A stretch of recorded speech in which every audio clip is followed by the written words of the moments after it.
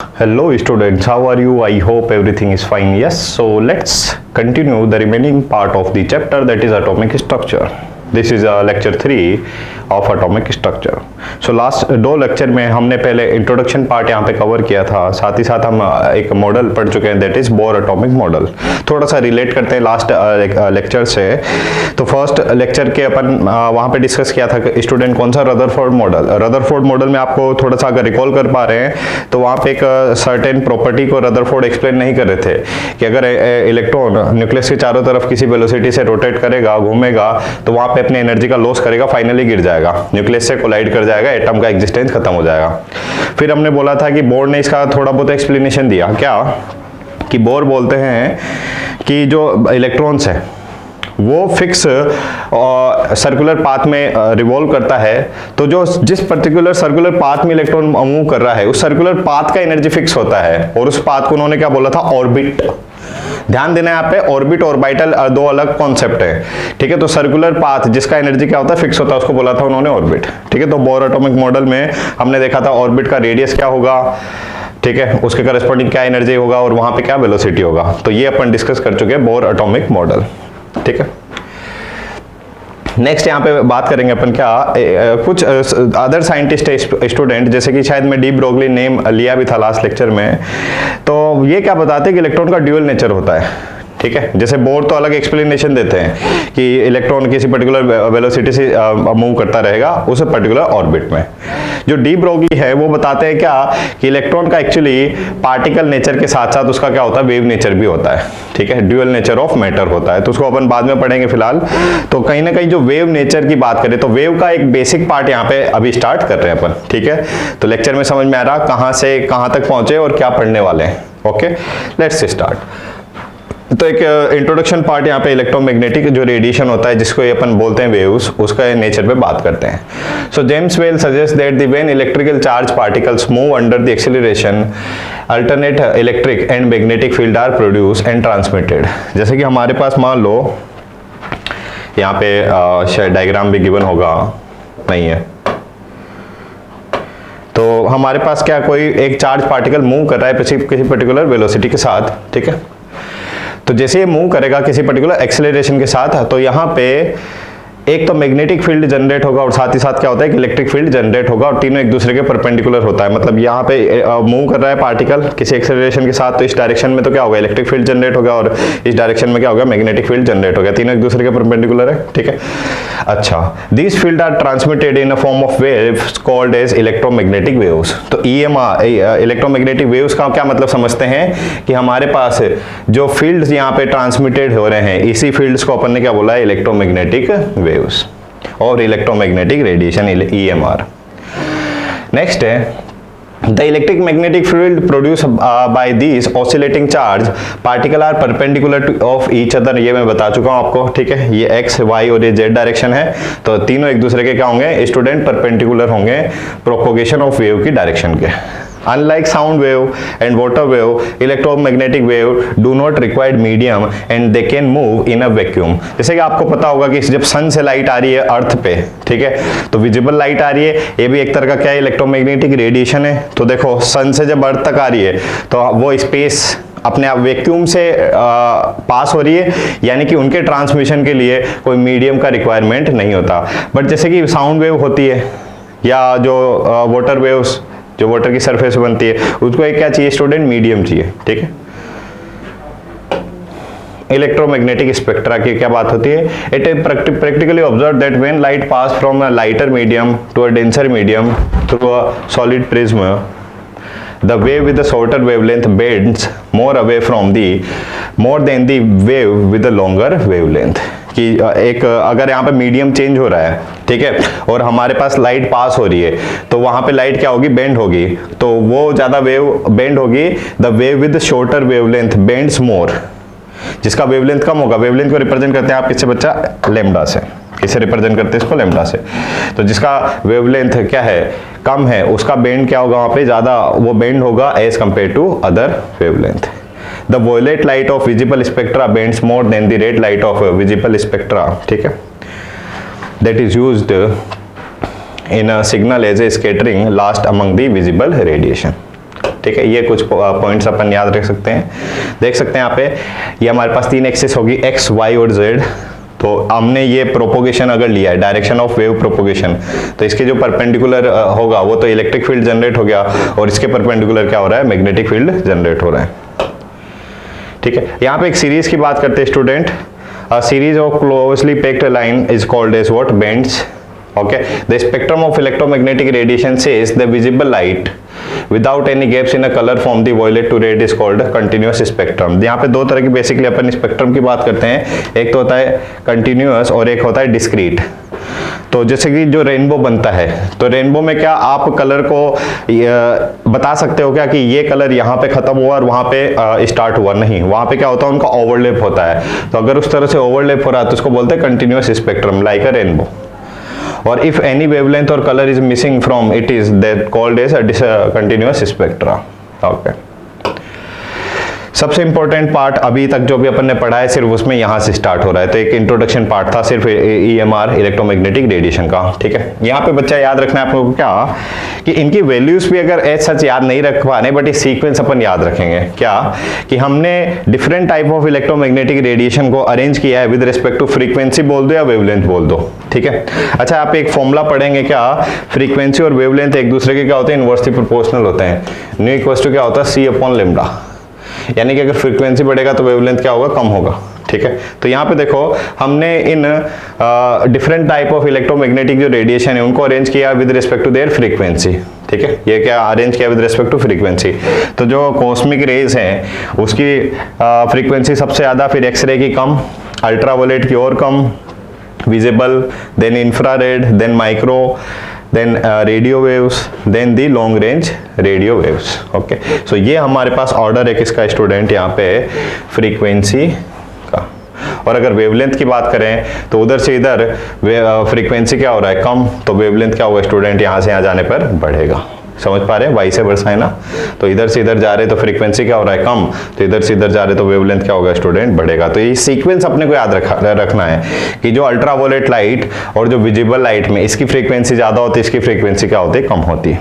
ठीक है, एटलीस्ट ये चार तो आपको याद ही रखने हैं, X rays, UV, visible, infra और माइक्रो। ठीक है, इन चार को तो, 4-5 को तो अपन को याद रखना है, ये सीक्वेंस। ओके, बात कर लेते हैं अगर विजिबल लाइट की या विजिबल जो इलेक्ट्रोमैग्नेटिक रेडिएशन की बोल रहे हो, तो यहाँ पे भी अपन अरेंज कर सकते हैं विद रिस्पेक्ट टू व्हाट। अच्छा, जो विजिबल जो लाइट है उसमें भी क्या होते हैं, 7 कलर्स के अपन बात करते हैं जनरली ना, विबग्योर जिसको बोलते हैं आप। तो डिफरेंट कलर का स्टूडेंट क्या होता है, एक डिफरेंट वेवलेंथ होता है, उसको अपन रिप्रेजेंट करते हैं कुछ इस तरह से। इसको भी अपन वैसे पढ़ेंगे आज डिटेल में, E=hc/λ। ठीक है, कि सर कहां से आया, क्या है ये, फिलहाल इतनी सी बात समझो। ई तो रिप्रेजेंट कर रहा है एनर्जी को और लेमडा रिप्रेजेंट कर रहा है किसको, वेवलेंथ को। तो आप खुद से देखो ना, जैसे कि सनलाइट आ रही है, सनलाइट आ रही है तो लाइट मतलब क्या है, एक एनर्जी। ठीक है, अच्छा सनलाइट को जैसे प्रिज्म से पास किया तो हमें इस तरह से वो लाइट क्या हो जाती है, स्प्लिट हो जाती है। तो लाइट हमें कुछ कलर रिप्रेजेंट कर रही है, पहली बात। अच्छा, दूसरी बात आप ये सोच सकते हो कि जो लाइट आ रही है तो कहीं ना कहीं उसमें एनर्जी का कंटेंट है। ठीक है, और एनर्जी का कंटेंट है तो उसके करस्पॉन्डिंग क्या होगी स्टूडेंट, वेव लेंथ होगी। ठीक है, और एनर्जी और वेव लेंथ में इनवर्सली प्रोपोर्शनल का रिलेशन होगा। ठीक है, तो यहाँ पे हम बोल सकते हैं ना कि जो डिफरेंट कलर है उसके लिए क्या होगी, डिफरेंट वेवलेंथ होती है। ठीक है बच्चे, और जो हमारी नेकेड जो आई है वो हम जनरली क्या देख सकते हैं, जो इलेक्ट्रोमैग्नेटिक रेडिएशन में सिर्फ ये वाली रेंज यहाँ से स्टार्ट कर रहे हैं और यहाँ तक नैनोमीटर तक अपन जा रहे हैं, तो सिर्फ इसको अपन देख सकते हैं, इस इलेक्ट्रोमैग्नेटिक रेडिएशन को। इसीलिए इस पर्टिकुलर रेंज को अपन क्या बोलते हैं स्टूडेंट, विजिबल स्पेक्ट्रम या विजिबल रेंज। ठीक है, यहाँ पे एक बात और याद रख सकते हैं, विबग्योर में इसकी तो वेवलेंथ कम है और रेड जो लाइट है उसकी वेवलेंथ क्या है, ज्यादा है। तो विबग्योर में आप इधर से इधर जा रहे हो, विबग्योर का फुल फॉर्म पता है सभी को, वॉलेट इंडिगो ब्लू। ठीक है, विबग्योर का फुल फॉर्म पता है, बचपन से पढ़ते आ रहे हैं। तो जैसे जैसे वॉलेट से आप रेड की तरफ जाओगे तो वैसे वैसे वेवलेंथ क्या होगा स्टूडेंट, इंक्रीज होगा। ये तो आपको याद होना ही चाहिए। ठीक है, फिलहाल आगे बढ़ते हैं, बात करते हैं इसके सर्टेन प्रॉपर्टीज की बात कर सकते हैं। ठीक है, या किसी भी हमारे पास जो वेव है तो उसको किस तरह से अपन डिफाइन करते हैं, तो सर्टेन पैरामीटर्स के बेसिस पे हम किसी भी वेव को डिफरेंशिएट कर सकते हैं अदर वेव से, जैसे कि फ्रीक्वेंसी, देखा आपने, अल्ट्रावायलेट लाइट, एक्सरे, सभी का फ्रीक्वेंसी अलग अलग था। तो फ्रीक्वेंसी का एक्चुअली मतलब क्या होता है, अब इसको समझ लेते हैं। फ्रीक्वेंसी क्या होती है स्टूडेंट? नंबर ऑफ वाइब्रेशन और oscillation made by the wave in a 1 second.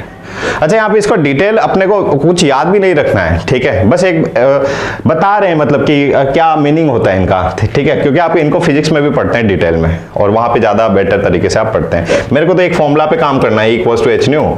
यहाँ पे न्यू का जो होता है वो क्या होती है बच्चा? फ्रीक्वेंसी। तो फ्रीक्वेंसी को अपन रिप्रेजेंट करेंगे यहाँ पे न्यू से, ठीक है, इतना से याद रखो। The unit of frequency is what? Cycle पर सेकंड, या इसी को क्या बोलते हैं? हर्ट्ज। ये आपको याद रखना है, फ्रीक्वेंसी की यूनिट क्या हो जाएगी? साइकिल पर सेकंड, या इसी को क्या बोलते हैं? हर्ट्ज, ठीक है। न्यू से रिप्रेजेंट करते हैं। न्यू की वैल्यू क्या होती है स्टूडेंट? न्यू को लिख सकते हैं आप C/λ। न्यू को फ्रीक्वेंसी को आप लिख सकते हो C/λ। C यहाँ पे क्या होता है? वेलोसिटी ऑफ लाइट, और ये जो होगी फिक्स होती है। इसकी वैल्यू कितनी होती है बोलो? 3 × 10⁸ मीटर पर सेकेंड। मतलब विद इन 1 सेकेंड जो लाइट है 3 × 10⁸ मीटर डिस्टेंस क्या कर लेती? कवर कर लेती। यहाँ पे लैम्डा क्या है? न्यू की जगह क्या लिखा है? C/λ। तो C क्या है स्टूडेंट? यहाँ पे लैम्डा क्या है? Wavelength. Okay. The frequency of UV radiation is 10⁻16 hertz, ठीक है।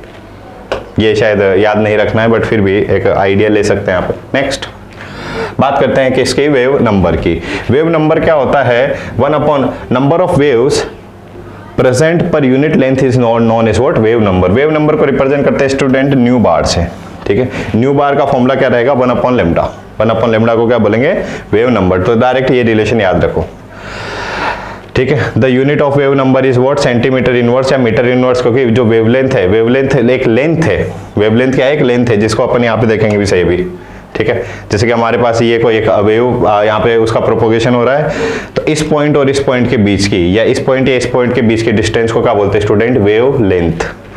ये वेवलेंथ हो गई या ये वेवलेंथ होगी। तो दो क्रस्ट के बीच में, या इन दोनों जो नीचे वाले पॉइंट इनको बोलते हैं टफ, तो इन दोनों पॉइंट के बीच में या इन दोनों पॉइंट के बीच में जो भी डिस्टेंस होती है उसको क्या बोलते हैं स्टूडेंट? वेवलेंथ बोलते हैं, ठीक है। तो यहाँ पे देखो वेवलेंथ, अब लेंथ है ना, तो लेंथ किस में लोगे आप? या तो सेंटीमीटर में लोगे या मीटर में लोगे। तो 1/सेंटीमीटर या 1/मीटर, तो वेव नंबर का यूनिट क्या हो जाएगा? सेंटीमीटर इनवर्स या metre inverse. Okay. Next, wavelength क्या होती है? Distance between the two successive crest और trough is known as what? Wavelength. Represent करते हैं उसको लैम्डा से। अच्छा, ये अपने को काम की बात यहाँ पे अगेन ये पर्टिकुलर स्लाइड भी इंपॉर्टेंट है। आपको ये बच्चा इंटर कन्वर्जन याद होने चाहिए कि जैसे 1 एंगस्ट्रॉम का क्या मतलब होता है? 10⁻10 मीटर। जिस पे मैं अंडरलाइन कर रहा हूँ खासकर वो तो याद होनी चाहिए, और फ्रीक्वेंटली जस्ट उन्हीं को एग्जामिनर पूछता भी है ना, या उसको अपन यूज भी करते हैं फ्रीक्वेंटली। जैसे कि एंगस्ट्रॉम का मतलब कितना होता है? 10⁻10 मीटर। मीटर और सेंटीमीटर में आपको रिलेशन पता है, तो इसको याद रखने की जरूरत नहीं है कि 1 मीटर में 100 सेंटीमीटर होते हैं, तो 10⁻10 को 100 से मल्टीप्लाई कर दो तो कितना हो जाएगा? 10⁻8, और मीटर किस में कन्वर्ट हो गया? सेंटीमीटर में।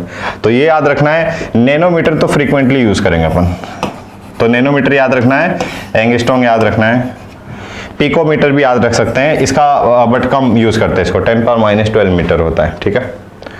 ये रिलेशन तो आप खुद से ड्राइव कर सकते हो, कोई इश्यू नहीं है। माइक्रोन का मतलब कितना होगा? 10⁻6 मीटर। इसको भी फ्रीक्वेंटली अपन यूज नहीं करते। तो एंगस्ट्रॉम, नैनोमीटर और पिकोमीटर। एंगस्ट्रॉम 10⁻10, नैनोमीटर 10⁻9 और पिकोमीटर 10⁻12 मीटर। मीटर में याद रख लो बस। ओके। जैसे कि हमसे बोला है कि what is the value of 300 nanometre in terms of angstrom, तो नैनोमीटर को तो हटाया, क्या लिख दिया? 10⁻9 मीटर, ठीक है।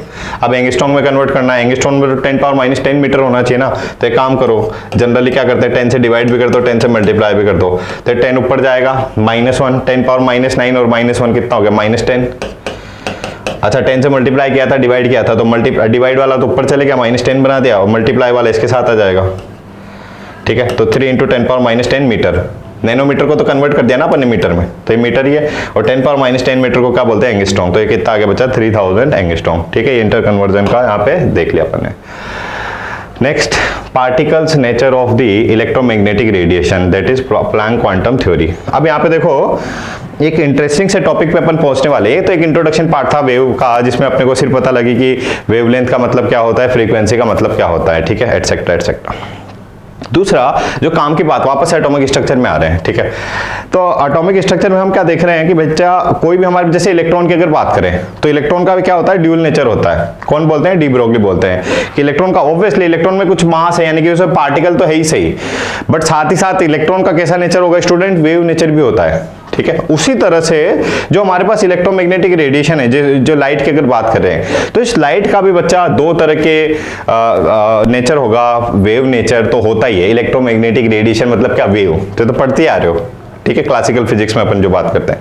बट साथ ही साथ कोई भी इलेक्ट्रोमैग्नेटिक रेडिएशन है तो उसका क्या होता है, पार्टिकल नेचर भी होता है। अब इस पार्टिकल नेचर को समझते हैं यहाँ पे, क्या इसका मीनिंग है। तो उसके लिए थोड़ा सा एक थ्योरी यहाँ पे स्टडी करते हैं, that is Planck's quantum theory. Max Planck इसको बताते हैं, ये बोलते हैं कि some of the experimental phenomena such as diffraction and the interference can be explained by the wave nature of electromagnetic radiation. जो इलेक्ट्रोमैग्नेटिक रेडिएशन, जो लाइट के अपन बात करें जनरली, तो जो लाइट का क्या होता है, वेव नेचर होता है, उस वेव नेचर को आप कैसे एक्सप्लेन कर सकते हो, डिफ्रैक्शन या इंटरफेरेंस के बेसिस पे, ठीक है। But the following observation could not be explained even after the electromagnetic theory of 19th century। कौन कौन से फिनोमेना, जैसे कि फोटो इलेक्ट्रिक इफेक्ट की अपन बात करेंगे, ठीक है, और ब्लैक बॉडी रेडिएशन की यहाँ पे बात करेंगे। तो ये दो पर्टिकुलर जो है फिनोमेना, उनको आप वेव नेचर से एक्सप्लेन नहीं कर पा रहे, ठीक है, उनको आप वेव नेचर से एक्सप्लेन नहीं कर पा रहे, ठीक है। तो वहां पे एक नीड हुआ कि कहीं ना कहीं हमें पार्टिकल नेचर बताना पड़ेगा, किसका, इलेक्ट्रोमैग्नेटिक रेडिएशन का, ठीक है। एक्चुअली पहले तो ये प्लैंक्स अपनी थ्योरी देते हैं, उसके बाद फोटो इलेक्ट्रिक इफेक्ट पे काम होता है, जो कि आइंस्टाइन इस पे वर्कआउट करते हैं, उसको पढ़ेंगे अपन डिटेल में, ठीक है।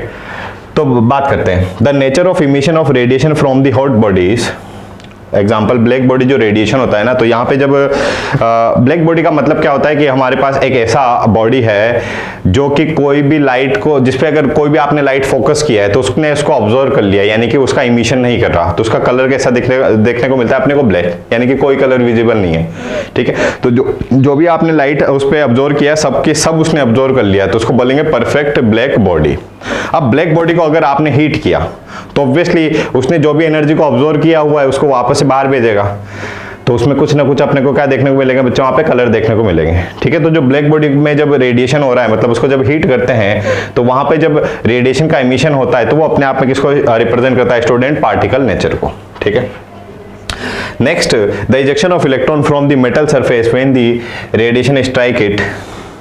सेकेंड इसका एग्जांपल है क्या, फोटो इलेक्ट्रिक इफेक्ट, किसका, particle nature of the wave theory, that is, इसको डिटेल में पढ़ेंगे, बहुत अभी आप कुछ समझ में नहीं आ रहा होगा वैसे तो। नेक्स्ट है यहाँ पे variation of heat capacity of solid as a function of temperature, the line spectrum atom of the special reference to hydrogen atom. So these are the what certain points that tells us the particle nature of electromagnetic radiation. Okay, When solid are heated, they emit radiation over the wide range of the wavelength। जैसे कि black body के बारे में मैंने बताया था आपको कि इस पे जो भी आपने लाइट पास किया है उस सभी को ये क्या कर लेता, ऑब्जर्व कर लेता, बट अगर इसको आपने हीट किया तो जो भी इसने लाइट ऑब्जर्व किया उनको बाहर निकालेगा। अच्छा, एनर्जी ना, एनर्जी के करस्पॉन्डिंग क्या रहेगा, वेवलेंथ रहेगा। तो अलग अलग यहाँ पे वेवलेंथ या अलग अलग फ्रीक्वेंसी की जो लाइट इमिट हो रही है तो इसका कलर अपने को कैसे देखने को मिलेगा, अलग अलग तरीके से देखने को मिलेगा। Okay, so when iron rod is heated in a furnace, it first turn in a dull red and the redness increases with the further rise in a temperature। तो जैसे आपने इसको हीट किया, आयरन की रोड को अपन perfect black body तो नहीं बोलेंगे, बट ब्लैक ही दिखता है, मतलब आइडियल ब्लैक बॉडी नहीं है ऑब्वियसली। जैसे इसको हम हीट करेंगे तो ये ब्लैक क्यों दिख रहा है, यानी कि इसके ऊपर जो भी आपने रेडिएशन पास किया था इसने सभी को ऑब्जर्व करके रखा हुआ है।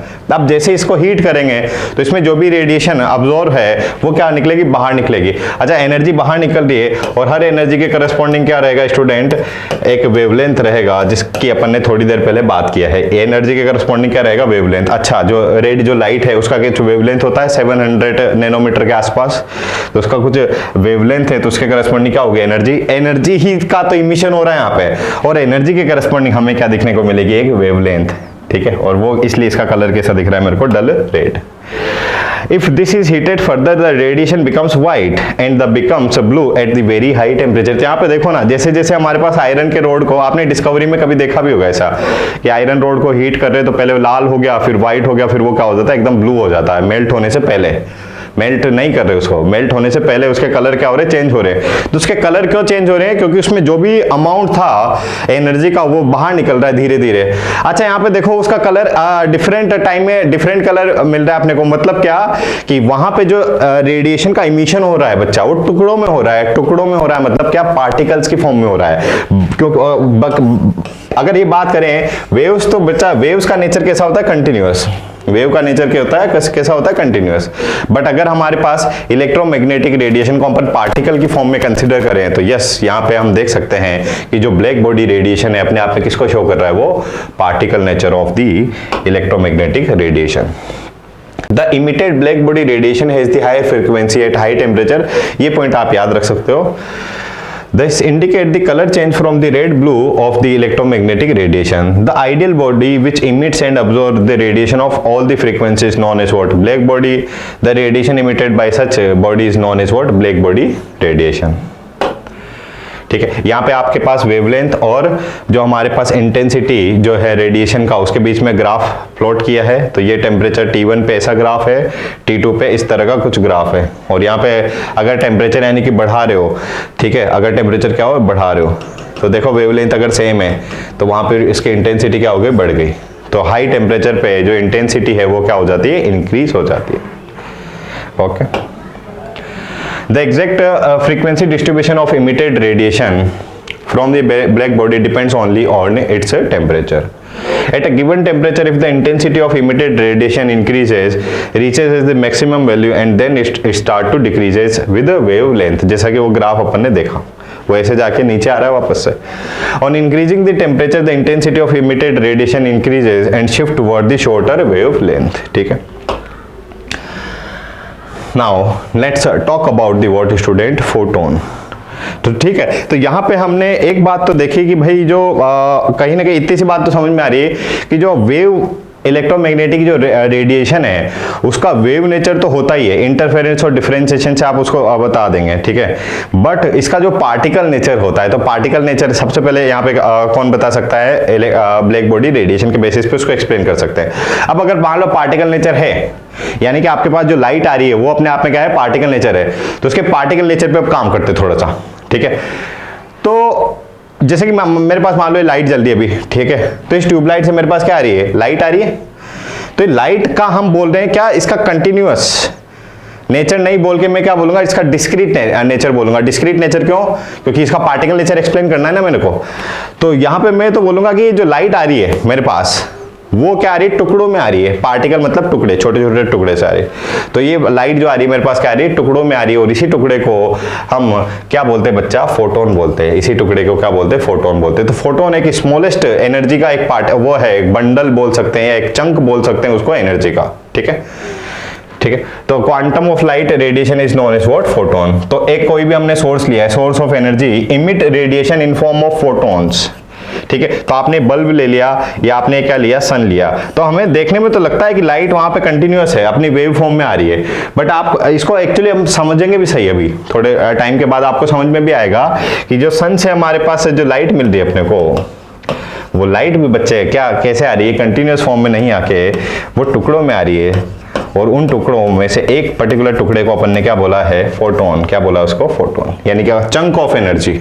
लाइट मतलब क्या, एनर्जी आ रही है, तो एनर्जी कंटिन्यूअस नहीं आके हमें देखने को मिलता है टुकड़ों में आ रही है। अब आप बोलोगे कि सर कंटिन्यूअस ही तो दिख रहा है ना।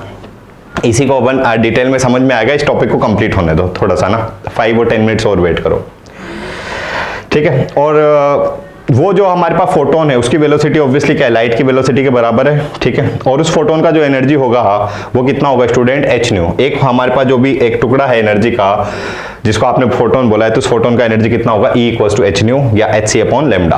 क्या बोलेंगे उसको, h न्यू या hc अपॉन लैम्डा। यहाँ पे h किसको रिप्रेजेंट कर रहा है स्टूडेंट, प्लैंक्स कांस्टेंट को, जिसकी फिक्स वैल्यू और ये आपको याद होनी चाहिए। प्लैंक्स वैल्यू कितनी होती है, 6.62 into 10 power minus 34 joule second. सी तो आपको पता है 3 इंटू 10 पावर 8, 3 इंटू 10 पावर कितना 8, ठीक है। all photon in a vacuum travel with the same speed as the velocity of light. Okay, the speed changes in a different media but the frequency remains same. ये property अपन याद नहीं रखेंगे तो भी चलेगा. Photon are electrically neutral and are not affected by the electric and magnetic field. ठीक है. Next है photons travel as the wave but observed as a particles. जिनका ट्रेवल होगा वो कैसे होगा, इन अ वेव फॉर्म में होगा, बट इनका जो ऑब्जॉर्प्शन होगा वो किस में होगा, पार्टिकल फॉर्म में होगा. इसी को अपन पढ़ेंगे भी सही कहाँ पे, जैसे कि ब्लैक बॉडी रेडिएशन में भी अपन ने देखा इसको, बट इसको डिटेल में आपको समझ में आ जाएगा पार्टिकल नेचर कहाँ पे, फोटो इलेक्ट्रिक इफेक्ट में. Okay. Next, energy of radiation is directly proportional to its frequency equals to nu और it inversely proportional to wavelength that is 1 upon wavelength that is lambda. So इसी के basis पे अपन क्या बोल सकते हैं, equals to directly proportional to nu है, proportional को हटा के लाया क्या, कांस्टेंट, तो equals to what, h new.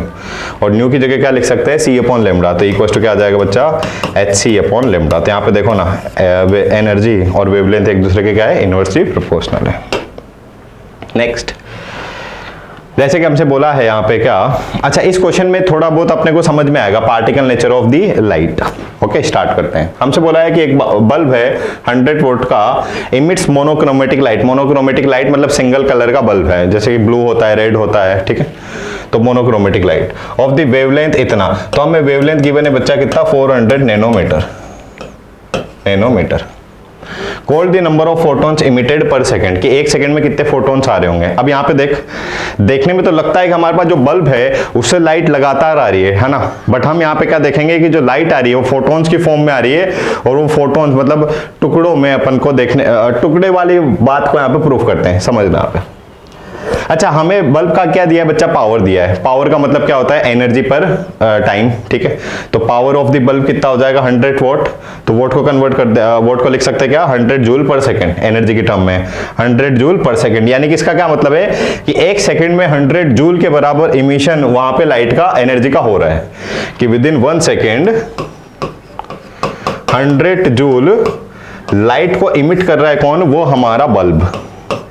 ये बात समझ में आई क्या, ये तो इसका मतलब हो गया पावर का. ओके, बात करते हैं आगे. हमारे पास जब लाइट आ रही, थोड़ी देर के मान लो कि हमारे पास जो बल्ब ने एक फोटोन इमिट किया, तो उस फोटोन का जो वेवलेंथ है वो कितना होगा बच्चा, 400 नैनोमीटर, यानी कि लेमडा गिवन है. अच्छा, अभी अपन एक फॉर्मूला देखा है, E इक्वल्स टू क्या, एच न्यू, ठीक है. या इसको क्या बोल सकते हैं, सी अपॉन लेमडा. तो मेरे पास क्या, अगर वेवलेंथ है, एच की वैल्यू, एच तो प्लांक कांस्टेंट है, सी भी, सी की तो फिक्स वैल्यू 3 × 10⁸, तो एच कांस्टेंट, 3 की, सी की वैल्यू अपने को पता है, वेवलेंथ यहाँ पे गिवन है, तो क्या मैं एनर्जी नहीं निकाल सकता. तो ये एनर्जी किसकी आएगी बच्चा, बोलो, फोटोन की. ये एनर्जी किसकी आएगी मेरे पास, फोटोन की. इसकी वैल्यू यहाँ पे निकाल भी रखी है इसने, देखो, h multiply by c upon lambda. Lambda में नैनोमीटर को कन्वर्ट कर दिया मैंने, मीटर में 10⁻⁹ मीटर लिख दिया, अपॉन में. तो ये मेरे पास एनर्जी आ गई एक फोटोन की, ठीक है. यानी कि हमारे पास क्या मीनिंग है कि अगर एक फोटोन बाहर निकलता है इस बल्ब से तो इतनी एनर्जी होती है. अब यहाँ पे समझना बच्चा, हमारे पास जो बल्ब है एक सेकंड में इतनी एनर्जी का इमिशन कर रहा है, ठीक है, और एक हमारे पास जो फोटोन, उसकी एनर्जी इतनी है. यानी कि आप समझ सकते हैं क्या कि एक सेकंड में कितने सारे फोटोन्स वहां से बाहर निकल रहे होंगे, समझ पा रहे हो. तो हमें कितने फोटोन बाहर निकलने हैं, तो ऐसा करें क्या, number of photons multiply by energy of 1 photon equals to क्या कर दो, अगर मैं 100 जूल कर दूं. देखो एक सेकंड में कितनी एनर्जी इमिट हो रही है, 100 जूल. अच्छा, एक फोटोन का एनर्जी कितना, इतना 4 पॉइंट समथिंग इंटू 10⁻⁹, तो एक फोटोन का एनर्जी इतना. तो हमारे पास कई सारे ऐसे फोटोन होंगे जो कि एक सेकंड में बाहर निकल रहे हैं, ताकि ये इनकी टोटल वैल्यू कितनी आ जाए, 100 जूल. तो यहाँ पे इनकी वैल्यू कितनी आ जाएगी स्टूडेंट, इसको सिंप्लीफाई करेंगे तो कितना आ रहा है, 2 × 10⁻20 पर सेकेंड. तो समझ रहे हैं, 2 × 10⁻20 मतलब अप्रोक्सीमेट, अगर आइडिया ले आप इतना 1000 10,000 लैक्स है ना, एड सो ऑन. तो इतने सारे, कितने बच्चा ऐसे जा रहा है 10⁻20 टाइम्स.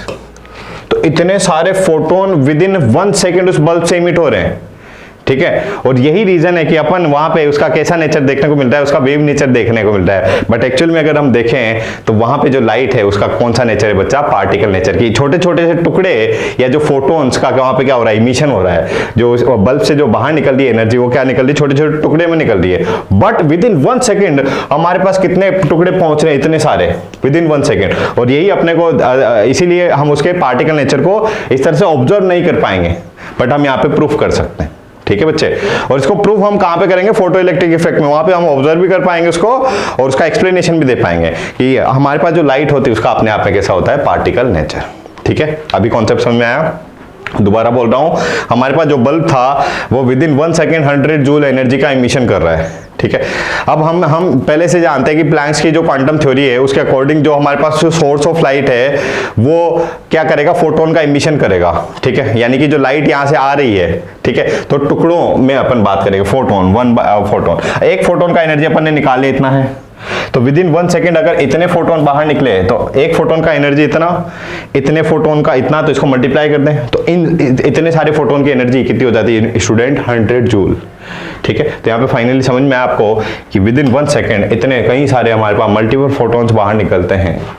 ठीक है, और हमें लगता है कि जो लाइट है वो अपने आप में कैसा बिहेव शो कर रही है, वेव नेचर। फिलहाल सेम तरह का क्वेश्चन आप सॉल्व करना है, find the energy of radiation of wavelength. तो वेवलेंथ लैम्डा गिवन है, हमें पूछा है वहां पे एनर्जी, तो equals to h nu hc upon lambda, lambda की वैल्यू पुट करो, फाइनल आंसर आ जाएगा। नेक्स्ट बात कर लेते हैं, काफी टाइम से अपन बोल रहे हैं कि फोटो, तो देखो हमने एक शॉर्ट इंट्रोडक्शन देखा था first part of the lecture में, इलेक्ट्रोमैग्नेटिक रेडिएशन क्या होती है, तो वहां पे हमें पता लगा कि अच्छा वेवलेंथ नाम का कुछ चीज होती है, फ्रीक्वेंसी कुछ होता है। ठीक है, फिर वहां पे हमने देखा कि जो लाइट है या जो इलेक्ट्रोमैग्नेटिक रेडिएशन है उसका कौन सा नेचर होता है, ड्यूअल नेचर होता है, particle nature as well as wave nature. Wave nature तो आप पढ़ते हैं पूरा का पूरा फिजिक्स में, हम बात कर लेते हैं यहाँ पे पार्टिकल नेचर की। तो पार्टिकल नेचर हम जनरली दो चीजों से एक्सप्लेन कर सकते हैं, ब्लैक बॉडी रेडिएशन से और दूसरा फोटो इलेक्ट्रिक इफेक्ट से। सबसे इंपॉर्टेंट यहाँ पे इस पे ध्यान देते हैं, किस पे बच्चा, फोटो इलेक्ट्रिक इफेक्ट पे। होता क्या है कॉन्सेप्ट, आसान सा टॉपिक है, एक इक्वेशन याद रखनी है, उसके कई सारे डिफरेंट फॉर्मेट हैं, वो अपने आप से आप याद रख सकते हो। ठीक है, तो एक छोटा सा कॉन्सेप्ट है, स्टार्ट करते हैं। सो a very interesting experiment in which electrons were emitted when certain metals such as potassium, cesium, rubidium were exposed to light. This phenomena is known as what, photoelectric effect. क्या एक observation यहाँ पे देखने को मिला scientist को कि हमारे पास कोई एक मेटल का सरफेस है, जैसे कि आपने ले लिया पोटेशियम या सीजियम ले लिया। अब जैसे आपने यहाँ पे क्या किया, लाइट को पास किया इस मेटल की सरफेस पे, तो यहाँ से बच्चे क्या होते हैं, कई सारे कुछ इलेक्ट्रॉन्स फ्री हो जाते हैं, कुछ इलेक्ट्रॉन क्या होते हैं, फ्री होते हैं। तो इसी इफेक्ट को क्या बोलते हैं, फोटो इलेक्ट्रिक इफेक्ट। कि फोटो, लाइट मतलब क्या, आप बेबी बोलो, लाइट मतलब क्या, किसके फॉर्म में ट्रेवल करेगी, वो फोटोन की फॉर्म में, टुकड़े, bundle, chunk of energy, photon. तो जैसे आपने फोटोन को पास किया हमारे किसी भी मेटल सरफेस पे, जनरली अपन ये मेटल सरफेस ले रहे हैं, तो इस मेटल सरफेस पे, तो इस मेटल सरफेस से इलेक्ट्रॉन का क्या हो जाएगा, बाहर निकल जाता है। तो फोटोन ने कहीं ना कहीं इलेक्ट्रॉन को बाहर निकाल दिया, इसीलिए इस इफेक्ट को क्या बोल देंगे, फोटो इलेक्ट्रिक इफेक्ट। ठीक है, आगे बढ़ते हैं। अब क्यों निकलता है, कैसे बाहर निकलता है, वो दुनिया भर की कहानी अपन समझेंगे। ठीक है, तो यहाँ पे इसका एक रफली डायग्राम देख सकते हो। अच्छा, फोटो इलेक्ट्रिक इफेक्ट के बाद जब इसको कंप्लीट हो जाएगा तो आपको समझ में आएगा कि जो सोलर पैनल अपन यूज करते हैं ना, है ना, घर में भी आजकल तो वैसे यूज करते हैं इसको छत वगैरह पे, तो उसका जो मैकेनिज्म होता है वो कौन सा होता है स्टूडेंट, फोटो इलेक्ट्रिक इफेक्ट पे बेस्ड है पूरा मैकेनिज्म। तो यहाँ पे देखो हमारे पास एक मेटल का सरफेस है, उस पर आपने क्या किया, लाइट को पास किया। तो जैसे लाइट को पास किया तो यहां से इलेक्ट्रॉन क्या होगा, बाहर निकलेगा। अब उस इलेक्ट्रॉन को अपन ने कैप्चर कर लिया, दूसरे इलेक्ट्रोड पे कैप्चर किया और इलेक्ट्रॉन का यहाँ पे क्या हो रहा है, फ्लो हो रहा है। इलेक्ट्रॉन का अगर फ्लो हो रहा है तो हम बोल सकते हैं वहां पे क्या है, इलेक्ट्रिसिटी जनरेट हो गई है। ठीक है, तो लाइट को पास किया, इलेक्ट्रॉन फ्री हुआ, इलेक्ट्रॉन का फ्लो हुआ, इलेक्ट्रॉन के फ्लो के अपोजिट डायरेक्शन में आप क्या बोलते हैं, इलेक्ट्रिसिटी जनरेट होती है। सोलर पैनल में भी आपने यही मैकेनिज्म देखा होगा कि सोलर पैनल पे लाइट आ रही है और वहां पे इलेक्ट्रिसिटी जनरेट हो रही है। तो इलेक्ट्रिसिटी का डिटेल मैकेनिज्म अपन पढ़ने वाले बस, बट ओवरऑल समझ में आया, लाइट आया, इलेक्ट्रॉन फ्री हुआ, इलेक्ट्रॉन का रोटेशन हो रहा है, यानी कि इलेक्ट्रिसिटी क्या हो गई, जनरेट हो गई। ठीक है, सो बात कर लेते हैं इसकी डिटेल में। The electron are rejected from the clean metal surface as soon as the beam of light strike the surface. There is a no time lag between the striking of light and the ejection of electron from the metal surface. जैसे ही हमारा photon metal को strike करेगा तो metal से तुरंत electron क्या हो जाएगा, बाहर निकल जाएगा, वहां पे कोई टाइम गैप नहीं होता। कुछ पॉइंट्स भी अपन यहाँ पे याद रख सकते हैं। The number of photoelectrons ejected is a proportional to intensity of और ब्राइटनेस ऑफ द लाइट। कितने फोटोन बाहर निकलेगा वो डिपेंड करेगा उसकी इंटेंसिटी पे, ठीक है। Next, for each metal there is a characteristics minimum frequency is known as what threshold frequency is caused to photoelectric effect। Generally होता क्या बच्चा, देखो हमारे पास आप सभी को पता होगा कि कोई भी एटम है, ठीक है, तो कोई भी एटम में क्या होगा, एक न्यूक्लियस होगा, न्यूक्लियस के चारों तरफ इलेक्ट्रॉन रिवॉल्व करते हैं, जो कि कुछ बोर मॉडल में अपन ने देख लिया। तो यहाँ पे देखो ना, इस न्यूक्लियस पे पॉजिटिव चार्ज और इलेक्ट्रॉन पे क्या नेगेटिव चार्ज। अब यहाँ पे कुछ अट्रैक्शन है, अपोजिट चार्ज है, तो अब किसी भी हमारे पास मेटल का जो एटम है, अगर इस इलेक्ट्रॉन को बाहर निकालना है तो इस बॉन्ड को ब्रेक करना पड़ेगा, और इस बॉन्ड को ब्रेक करने के लिए एनर्जी देनी पड़ेगी। यस, तो इस हमारे पास जो भी मेटल, जो सोलर पैनल में मान लो आपने सीजियम मेटल यूज कर लिए, तो सीजियम मेटल में भी इलेक्ट्रॉन होगा, उस इलेक्ट्रॉन को अगर फ्री करना है तो कुछ एनर्जी देनी पड़ेगी इस अट्रैक्शन को ब्रेक करने के लिए। उसी एनर्जी को क्या बोलते हैं अपन बच्चा, वर्क फंक्शन। तो है तो एनर्जी, उसको नाम अलग दे दिया वर्क फंक्शन, ठीक है। क्या बोलेंगे इसको बच्चा, वर्क फंक्शन। अच्छा, एनर्जी है तो एनर्जी के करस्पॉन्डिंग क्या कोई फ्रीक्वेंसी नहीं होगी, एच न्यू, तो इस न्यू को न्यू नोट लिख देते हैं, और न्यू नोट को क्या बोलते हैं बच्चा, थ्रेशोल्ड फ्रीक्वेंसी। तो यहाँ पे एक वर्ड यूज किया था इसने, उसका मतलब समझ में आया, थ्रेशोल्ड फ्रीक्वेंसी के करस्पॉन्डिंग एक एनर्जी होगी, उसको क्या बोलते हैं, वर्क फंक्शन, ठीक है। तो इस एनर्जी के करस्पॉन्डिंग जो फ्रीक्वेंसी उसको बोले थ्रेशोल्ड फ्रीक्वेंसी, ठीक है। तो आप अगर इतनी, कम से कम आप इतनी उसको एनर्जी प्रोवाइड करोगे तो जाके इलेक्ट्रॉन यहाँ पे क्या होगा बच्चा, फ्री होगा, ठीक है। अच्छा, अगर उससे ज्यादा आपने एनर्जी प्रोवाइड कर दी तो फिर क्या होगा, ठीक है। जैसे हमारे पास मेटल का सरफेस है ना, इसका जो थ्रेशोल्ड जो वर्क फंक्शन था उसकी वैल्यू है 10 जूल मान लेते थोड़ी देर के लिए, और आपने जो फोटोन भेजा है उसकी एनर्जी कितनी, 12 जूल, ऐसा मान रहे हैं। फोटोन की एनर्जी से 12 जूल नहीं होगी, अब ये भी देखा भी था अपन ने, काफी कम वैल्यू होती है एक फोटोन की जो है एनर्जी, ठीक है। तो 12 जूल तो उस फोटोन का एनर्जी है, और 10 जूल वहां पे क्या है, हमारे पास वर्क फंक्शन की वैल्यू है। तो यहां पे हमारे पास जो एटम में इलेक्ट्रॉन जो बाइंड है वो इस एनर्जी को लेकर तो यहां से फ्री हो जाएगा। अब जो एक्स्ट्रा एनर्जी उसको मिल गई है 2 जूल के बराबर, वो उसकी क्या बन जाएगी स्टूडेंट, काइनेटिक एनर्जी। तो यहाँ पे आप रिलेशन भी लिख सकते हैं क्या, कि कुछ एनर्जी जो कि आप सोर्स से प्रोवाइड कर रहे हो, कुछ एनर्जी आप जो सोर्स से प्रोवाइड कर रहे हो, तो कुछ एनर्जी तो कहां पे यूज हो जाती है, as a work function use हो जाएगी, और the remaining energy will convert into its kinetic energy. तो ये रिलेशन हम याद रख सकते हैं कि E source minus work function equals to what, kinetic energy. Okay, अच्छा, एनर्जी को हम लिख सकते हैं किसके टर्म में स्टूडेंट, फ्रीक्वेंसी के टर्म में। तो इस सोर्स की एनर्जी को लिख दिया न्यू, तो इसको तो क्या लिख दिया मैंने, एच न्यू। और ये भी वर्क फंक्शन भी तो एक तरह का एनर्जी, सॉरी इसको भी तो फ्रीक्वेंसी में लिख सकते हैं ना, तो इसको क्या लिख देंगे, h nu nought, threshold energy equals to what, again kinetic energy, ठीक है। तो यहाँ पे देखो, अगर न्यू की वैल्यू न्यू नॉट से ज्यादा है, एच तो कॉमन ले लिया ना, तो न्यू की वैल्यू न्यू नॉट से ज्यादा है, तो हमारे पास हम बोलेंगे क्या, कि यहाँ पे कुछ काइनेटिक एनर्जी की वैल्यू रहेगी, ठीक है। So when nu naught is greater than nu, the photoelectric effect does not take place. Sorry, उल्टा बोला इसने। जो हमारे पास थ्रेशोल्ड फ्रीक्वेंसी उसकी वैल्यू अगर ज्यादा है, तो यहाँ पे देखो ना, सोर्स की ज्यादा होनी चाहिए फ्रीक्वेंसी, किससे, वर्क फंक्शन से, तो जाके फोटो इलेक्ट्रिक इफेक्ट होगा। तो क्या इसमें फोटो इलेक्ट्रिक इफेक्ट होगा, क्या इलेक्ट्रॉन फ्री ही नहीं हो पाएगा। और अगर यहाँ पे इसकी वैल्यू ज्यादा है, सोर्स का फ्रीक्वेंसी, थ्रेशोल्ड फ्रीक्वेंसी ज्यादा है, तो फोटो इलेक्ट्रिक इफेक्ट होगा, ओके। और जो रिमेनिंग एनर्जी बचेगी वो किसमें चले जाएगी, काइनेटिक एनर्जी की फॉर्म में। nu equals to nu naught, then the photoelectric effect take place, but the photoelectron has the zero kinetic energy. Okay. Observation क्या देखते हैं यहाँ पे, कि kinetic energy of photo electron depends upon the frequency of radiation. Obviously समझ सकते हैं यहाँ पे कि दोबारा लिख रहा हूँ इसी को, E minus nu equals to what, kinetic energy. E को लिख सकते हैं अपन H nu minus H nu naught equals to what, kinetic energy, ठीक है। तो कोई भी हमारे पास फिक्स मेटल है, तो फिक्स मेटल है तो मतलब ये एच न्यू नॉट की वैल्यू फिक्स कर दी, तो उसमें जो इलेक्ट्रॉन की काइनेटिक एनर्जी किस पे डिपेंड करेगी, एच न्यू पे। एच तो प्लैंक कांस्टेंट है, यानी कि अपन बोल सकते हैं क्या, किस पे डिपेंड करेगी, न्यू पे। तो यही यहाँ पे बोला है कि जो हमारे पास फोटो इलेक्ट्रॉन का इफेक्ट, जो काइनेटिक एनर्जी है वो किस पे डिपेंड करेगी, सिर्फ फ्रीक्वेंसी ऑफ द रेडिएशन पे डिपेंड करेगी, इंटेंसिटी पे नहीं करेगी।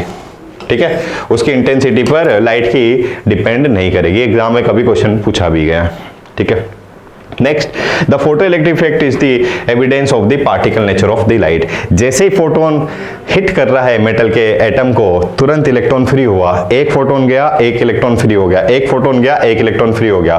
तो देखो ना यहाँ पे हम बोल सकते हैं क्या कि मान लो एक एक इलेक्ट्रॉन फ्री हो रहा है, यानी कि वहां पे जो लाइट पहुंच रही है वो भी टुकड़ों की फॉर्म में जा रही है, 1 2 3। और वो अपन ने बल्ब वाले केस में भी देखा था कि एक सेकंड में कितने फोटोन बाहर निकल रहे हैं, उसमें 10 पावर 20, ठीक है। तो यहां पे समझ सकते हैं फाइनली कि हमारे पास जो लाइट है बच्चा, उसका कौन सा नेचर है, अपने आप में पार्टिकल नेचर है, ठीक है। तो काइनेटिक एनर्जी यहां पे निकाल सकते हैं। काइनेटिक एनर्जी का फॉर्मूला क्या होता है, हाफ एम वी स्क्वायर। तो half m v square equals to h nu minus H nu nought, okay. Photoelectric effect explain किसने किया था? The explanation of photoelectric effect was done by the sir Einstein with the help of quantum theory of the electromagnetic radiation. Photoelectric effect was explain. Quantum theory में ही तो अपने को पता लगा कि फोटोन का कुछ एनर्जी होता है एच न्यू के बराबर, ठीक है, या एच सी बाय लेमडा उसको लिख सकते हैं आप। When the metal surface is irradiate with the light of certain frequency, the threshold frequency, the energy of radiation transfer to the electron to the metal, it result in the ejection of what, electron. Let the energy of radiation equals to h nu. तो अगर हमारे पास nu की value nu nought से ज्यादा है threshold energy से, तो क्या होगा, वहां पे फोटो इलेक्ट्रिक इफेक्ट हमें ऑब्जर्व होगा। वर्क फंक्शन की बात मैं आपको बता चुका हूं, ये रिलेशन भी अपन देख चुके हैं, ओके।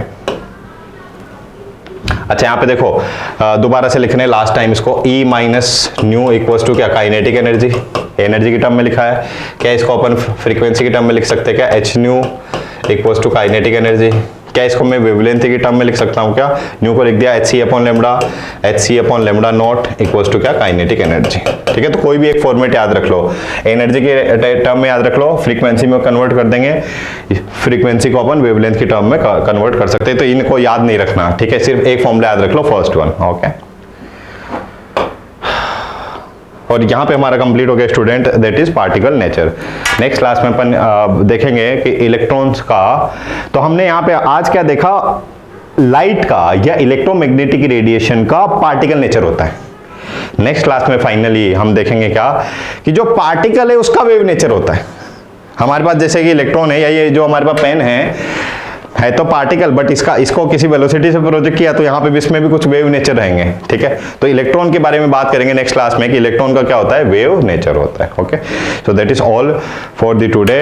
थोड़ा सा प्रैक्टिस करेंगे, मोस्टली यहाँ पे थ्योरी पढ़े इसमें, फोटो इलेक्ट्रिक इफेक्ट की एनसीईआरटी में काफी अच्छे से थ्योरी गिवन है। So do please read that theory. Continue करते हैं नेक्स्ट क्लास में। Thank you, bye bye, take care.